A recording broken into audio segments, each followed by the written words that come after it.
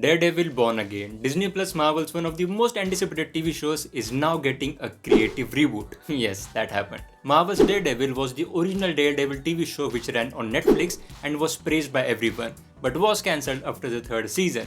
Later, it was revealed that it will be continued by Marvel on Disney Plus and it will be renamed as Daredevil Born Again. All was well, it entered production, they even shot almost half of the episodes of the season, but in mid-July during the WGA strike, they paused the production.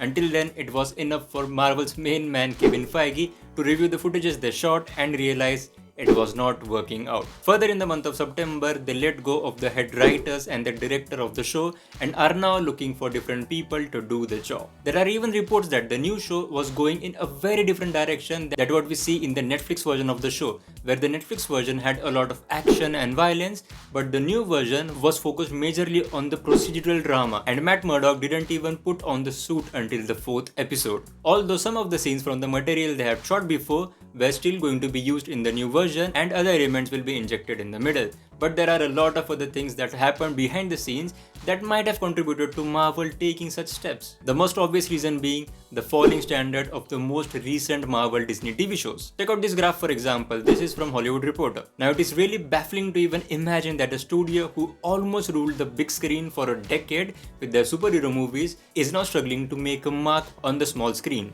But the people at Marvel have only themselves to blame. I'll explain. Here are some things they did different than the normal TV shows. First of all, they did not shoot any pilot episodes. In fact, what they did was to shoot the entire season with over $150 million budget at one go and on the fly without shooting the pilot episode just like normal TV shows do. Therefore, if they realized something was not working out, they relied heavily on post-production and on reshoot just like they do on their movies. And also, they did not have any showrunners, they only had film executives to run the entire show. Most of the TV shows have showrunners, not film executives. But end of this dark tunnel, there is also a new light, because Marvel is now finally taking the necessary steps to rectify their mistakes that they did earlier. For example, they are now putting in showrunners instead of film executives, that way they have the right people to do the right job. Also, they are focused on multi-season approach so that the characters have a lot more time, a lot more screen time to form a relationship with the audiences. So basically they are going the TV show way instead of the Marvel way, which is the best thing that they should do right now, because really apart from Loki,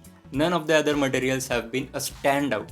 So at last Marvel is taking good steps and we fans can now hope that everything will be fine with Marvel TV shows. Now what's left are the movies. Let's hope good for that as well, and thank you so much for watching.